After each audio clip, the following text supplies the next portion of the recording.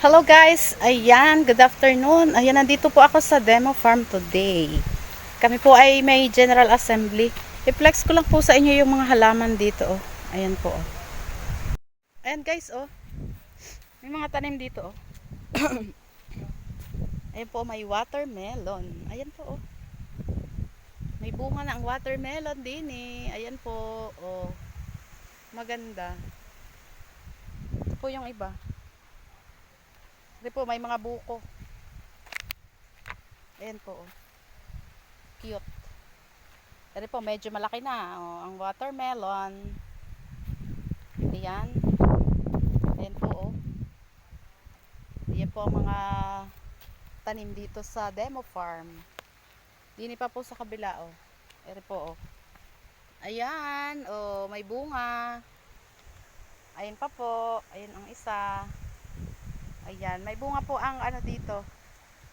Ang pakwan or ang ating ano po, yung tanim na prutas. Ayan po, oh. Kalaki ng watermelon. Ayun pa po, oh, may mga ka-juice. Ayan, di na rin po yan. May papaya, may mga saging po sa gilid. Ayan po. Oh.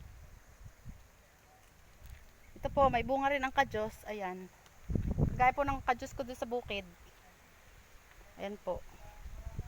May mga bunga rin po yung mga tanim na yan. Oh.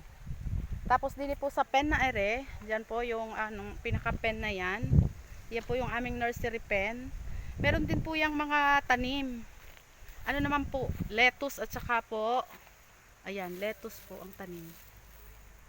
Ayan, may lettuce po dyan at saka po yung mga gulay na pechay. Ayan po, doon sa unahan po ay pechay at mustasa. Dito po sa likod na itong ano, yan po ay lettuce. Ere po, may kamatis pa, oh, ere. Maganda po yan dyan sa loob. Para hindi mapasok siya ng insekto. Ayan, ma'am.